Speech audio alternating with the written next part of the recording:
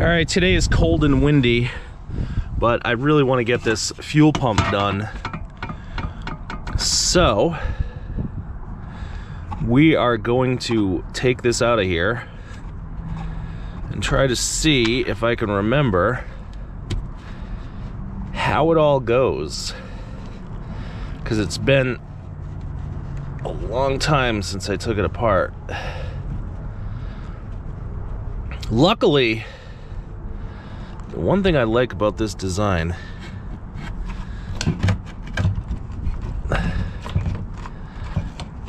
oops, tuck that hose out of the way.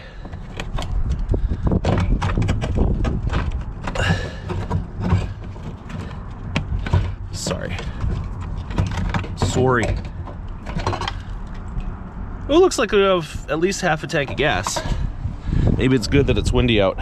The one thing I really like about this design is that this sending unit's all metal, mostly all metal. So that's nicer than one of these plastic sending units where you're afraid to break it the whole time. It's cold and windy, so I decided to move into my kitchen and do it here on the kitchen counter. You probably shouldn't do this if you're married. But I guess I need to make this new pump look like this old pump, and then I have to install it on here. I'm by the sink, so I shoved a sponge in there just in case I drop this little tiny clip that holds the strainer on. That's kind of the intimidating part. But we have the new strainer, and I guess you just gotta like press it on with the clip. Wish me luck. All right, I've determined it's going to be too nerve-wracking to try to do this on camera, but what I'm going to do is take this little 1/4-inch socket and press the clip on with that. So we've got the strainer on here, and the clip just needs to go on that little nub, and I will do that off camera. My apologies. Next, we got to swap out this hose for this hose, which means we got to cut that one, I guess. And this is adorable. It has the hose clamp tightening procedure, and the hose clamp tightening procedure is remove retaining clip. So these are just spring clamps, and I guess you pop the little retaining clip off. I think I'm just going to use these same clamps that came from the factory or wherever this came from. Let's see if I can do this one-handed with my Robo Grip pliers.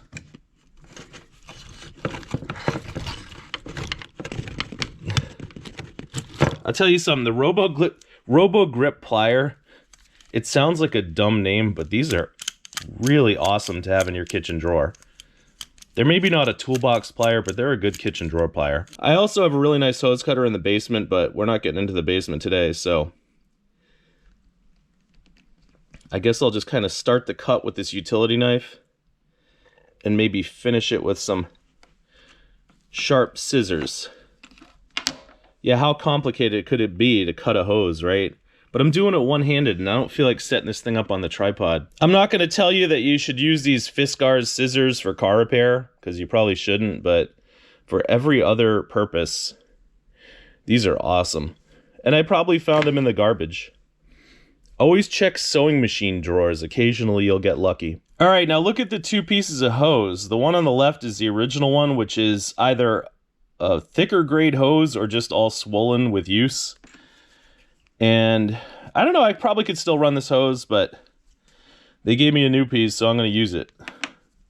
Unlike these clamps. I'm also going to make a little witness mark, so I know how high up that hose has to go on the little pipey piperson. All right, we also have this little plastic doodad that goes on the bottom, and I think that this is probably like a cooling channel. And this is just like your guide for the cooling channel.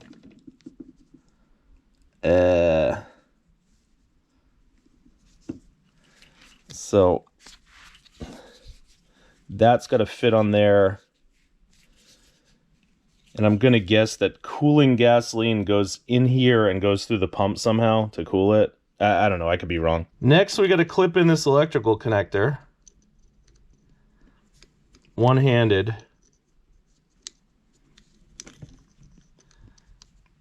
Wow, I thought this was going to be the easy part. Get in there, you.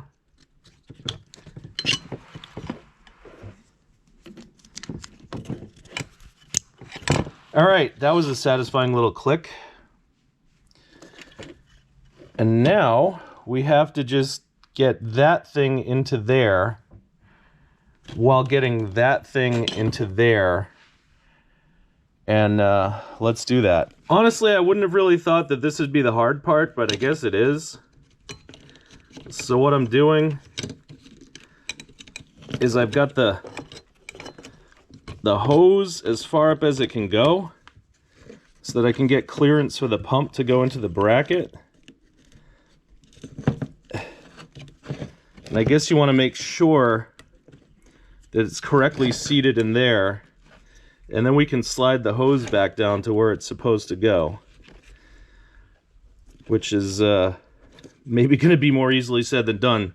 So I have to just slide this piece of hose down, and I'll do that off of camera. And I used a little teeny drop of this 3-in-1 oil on each thing just to make it a little easier. All right, this is way harder than it seems like it should be.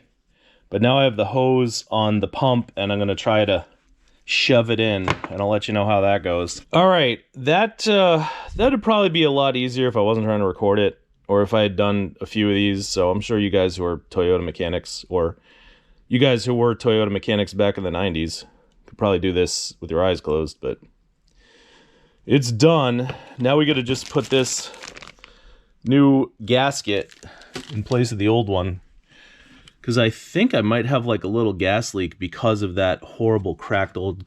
You know, sometimes I smell gas, and that might be the reason. Another thing to notice is all this debris that came off the old... I guess that's off the old gasket and pump housing, but that's not good. Clean it up before your wife gets home.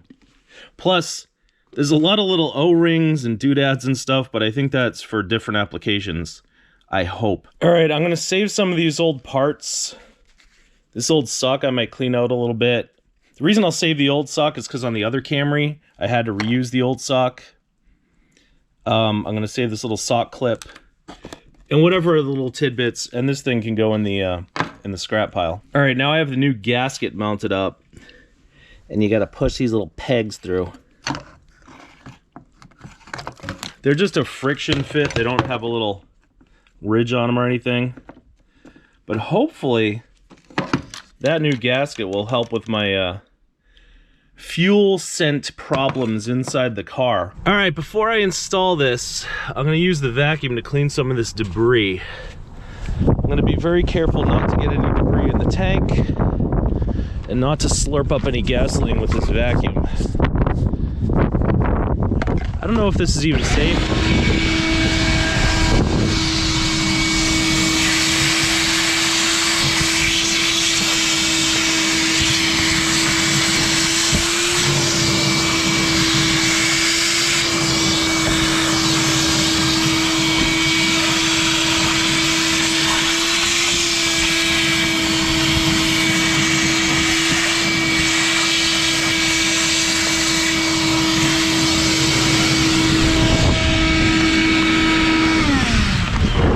I don't know if it's safe to slurp up gasoline vapors with a vacuum, so probably don't do that. All right, it's been 8 months, I think,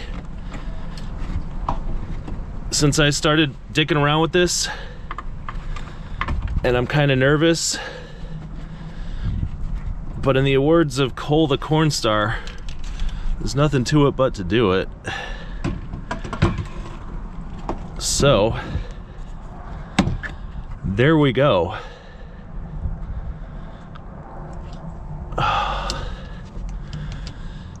And yeah, that's that, sort of. I'm gonna get a couple of these little screws started just to hold the thing in place. These are 8mm screws, and thankfully they're not just Phillips heads, because if they were, you'd never get this thing out.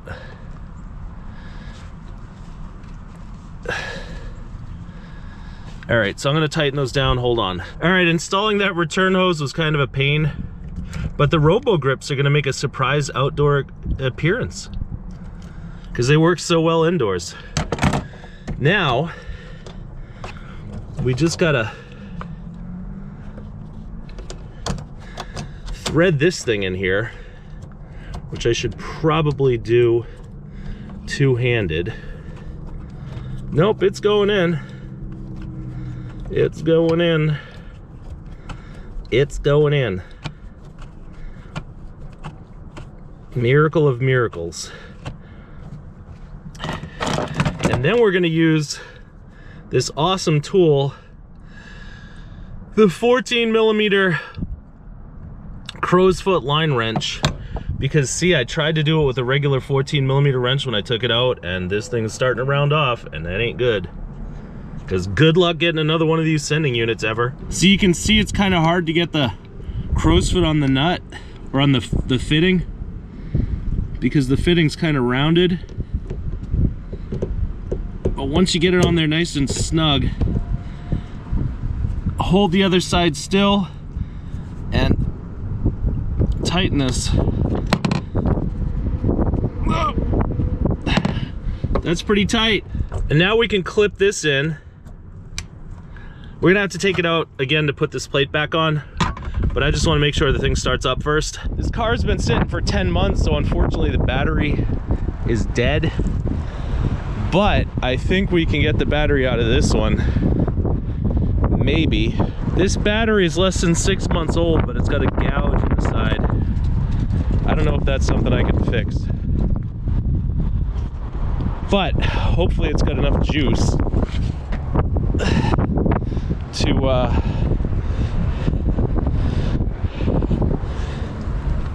jumpstart the other Camry. We already checked for mouse debris inside the airbox.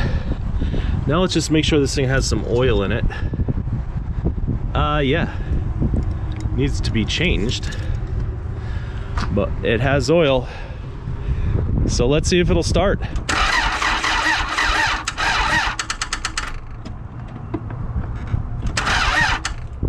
All right, apparently that battery isn't happy. Maybe we'll swap the other battery in here and see if eliminating the jumper cables helps us. All right, let's try it again.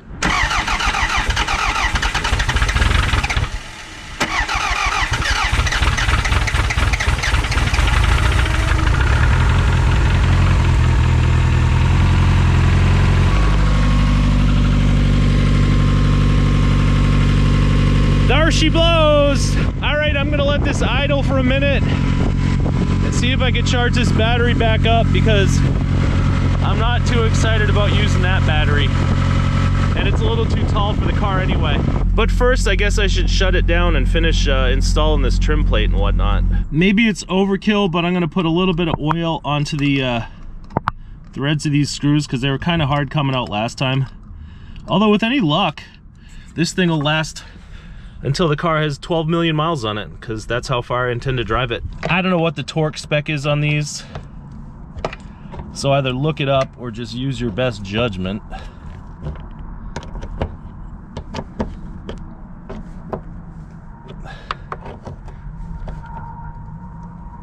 I'm just tightening them until they feel like they've compressed the gasket, and I'm trying not to lose any screws or my socket, because that would not be great. All right, the grommet's in place, so now let's replug the plug,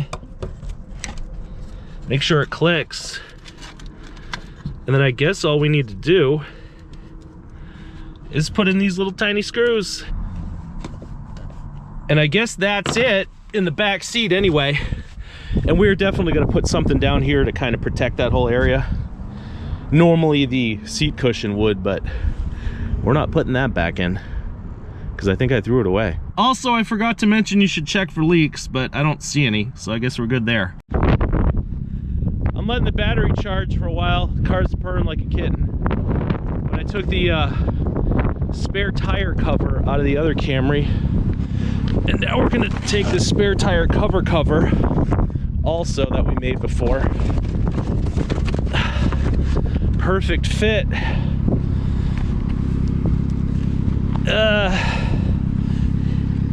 Anyway, I guess that's it for the fuel pump, except the diagnosis part. Car stopped running the Walmart parking lot, Normally a fuel pump will give you symptoms before it quits. This one did not. So while I was waiting for the tow truck, I got a can of starting fluid at Walmart, sprayed it into the throttle body, and the car started right up. That's not necessarily a definitive diagnosis, but then when I got home, I tested to make sure that the pump had 12 volts. And on these Camrys, it's not just key on. It's either cranking or engine running. You're gonna get 12 volts. Most cars, when you turn the key on, you get 12 volts. Not in these Camrys. But anyway,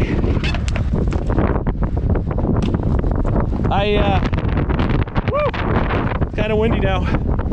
I checked it for 12 volts. I checked it for ground. It had both. Then I pulled the whole thing out, took the old pump out, and I connect the old pump directly to 12 volts. It did not run. So at that point, I was satisfied that I had the correct diagnosis. And I didn't do any of that on camera. Anyway, I guess we're done. Things seems like it's running. We have a boatload more work to do on this car before it'll be completely done. But until next time, thanks for watching.